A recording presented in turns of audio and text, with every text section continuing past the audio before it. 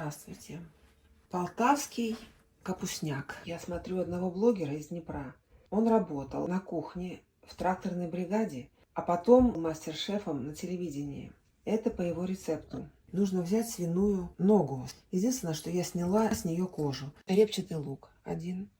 Морковка 1. Лавровый лист. Смотрите, я делаю в его последовательности. И душистый перец.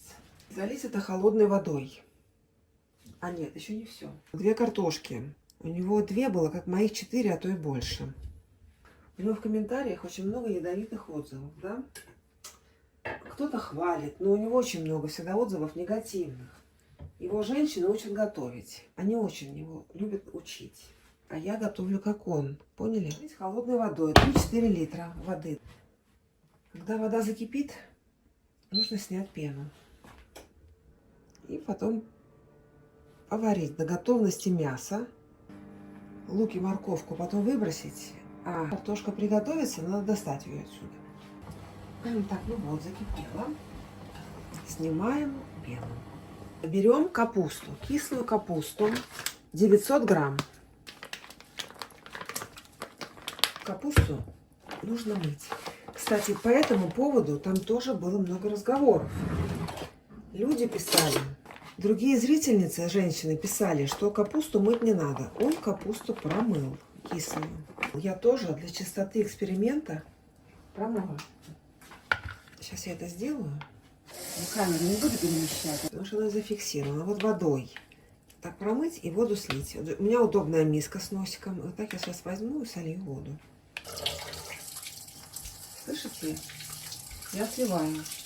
Мне кажется, я сама бы тоже этого не делала. Но для чистоты эксперимента. И он ее нарезал. Выложите ее на досочку. Он называет досочек досточка. Но это часто я встречаю у людей из Украины. Почему-то досочка, досточка. Я не понимаю, откуда это слово. Досточка. Откуда там-то берется? Ну ладно. Короче, берите у кого что есть. Кто разделочную доску, кто досточку. Капусту просто нарубать, как он сказал, ножом. А, еще он, кстати, говорил, что раньше у них там, в том числе, это все через мясорубку пропускали, капусту. Но он был против, он нарезал. Он сказал, что это похоже на помои. Я согласна. Так, и вернем ее обратно в миску. Отставим пока в сторонку. Так, дальше нужно нарезать мелко луковицу. Как можем, так нарезаем. Вообще лук резать терпеть не могу. Прикладываем этот лук, значит, сюда, в тарелку. Потом он отправится в сковороду. И на крупную терку сказано натереть морковку. Натираем. Все.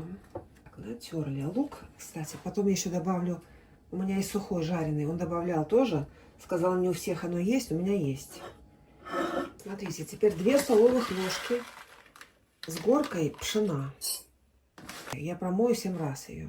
И на сухую сковородку это пшено и просушить, и дать ему, ну, раскрыться. Но сейчас добавим сметану. Так, значит, кладем 3 ложки сметаны. И с этой сметаной здесь это, ну, потушить. Сейчас она разбухнет. Так, все. Пшено выбрать из сковороды. Протушенное на сметане. Так, оставить его пока в покое. Так, смотрите, уже почти все готово. Как вы поняли, на растительном масле нам нужно обжарить вместе лук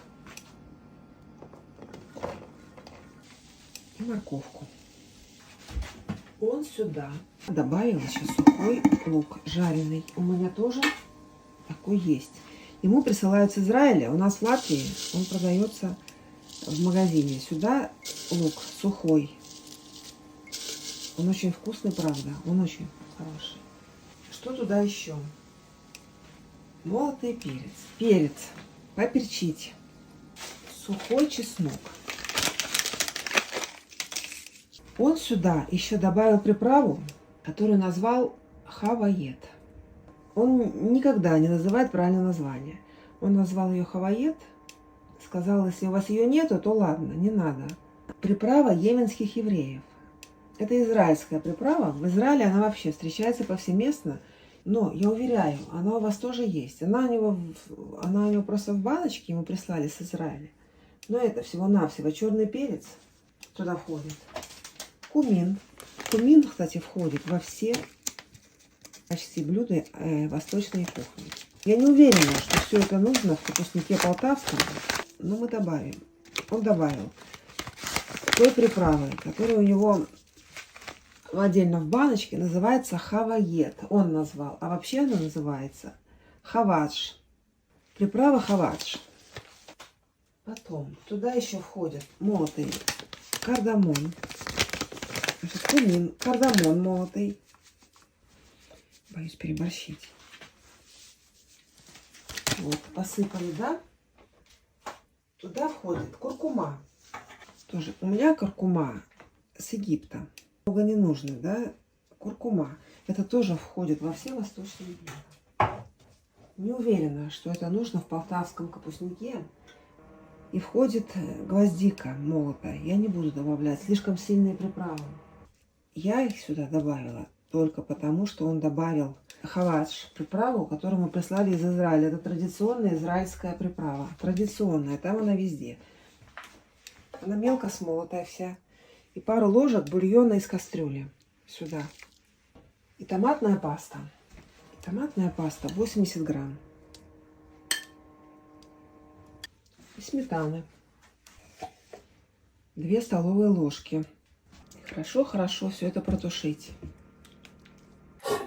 Так, пришло время выбирать картошку. Ложить ее в сковородку. Мясо еще варится. Кстати, насчет мяса. Он варил индюшачье крыло, да, индюшачья нога.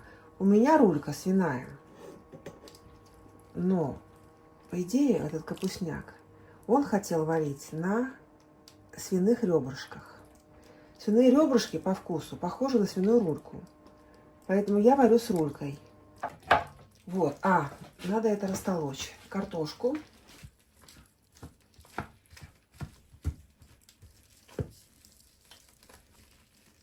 Томатную пасту, он сказал, тоже, в принципе, можно не ложить. Она добавляет кислоты. Потому что с капусты не так. Она другую кислоту добавляет, помидорную. Вот, поэтому я ее тоже сюда... Сейчас проверим мясо и будем заправлять туда все в кастрюлю. Все в кастрюлю. Солянка и котлеты, особенно солянка. Ой, как хвалили меня солянку. Скоро я поеду в Англию. Я ее там сварю англичанам. Они такого точно там не ели. Точно не ели. Им понравится. У меня английский зять. Кстати, если бы зять был арабский, он бы это все не ел. Вот арабы не едят того, чего они там не едят, ни свою кухню, ни восточную. Так, ну все, мясо нужно достать. Оно сварилось. Достать и нарезать. Сейчас я это сделаю.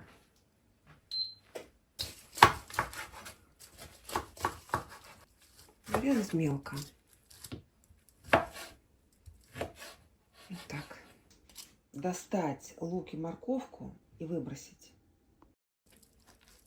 Кислую. Вот эту нарезанную, помните, мы резали? Пришла ее очередь вариться в этом супе.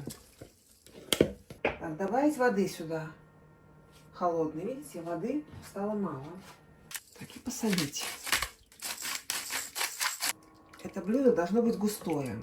Ну, не совсем густое, как каша, а что-то среднее, да, между первым и вторым. Все, пускай варится. Вот капуста проварилась какое-то время. И теперь мы сюда добавляем все остальное. Добавляем сюда эту пшено на сметане.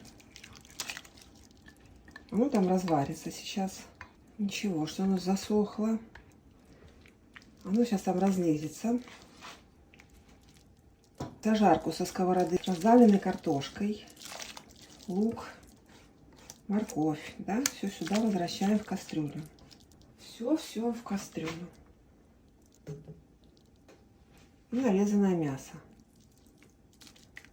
Так, сейчас там еще каша разбухнет.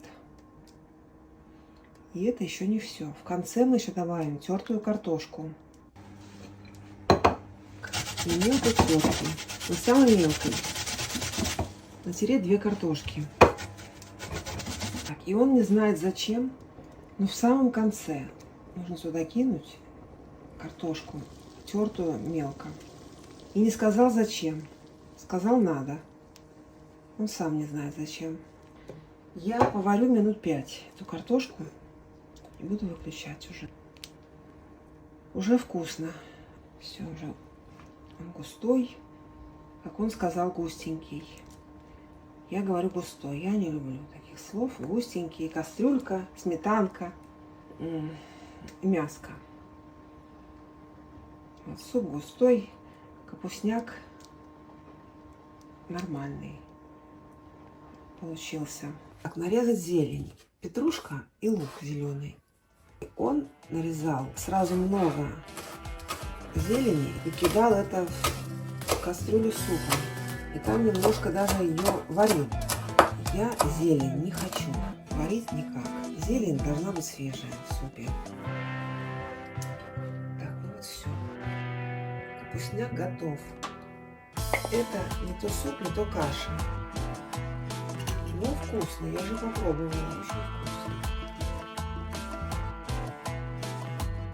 Зелень должна быть свежая, я считаю. Не надо ее варить.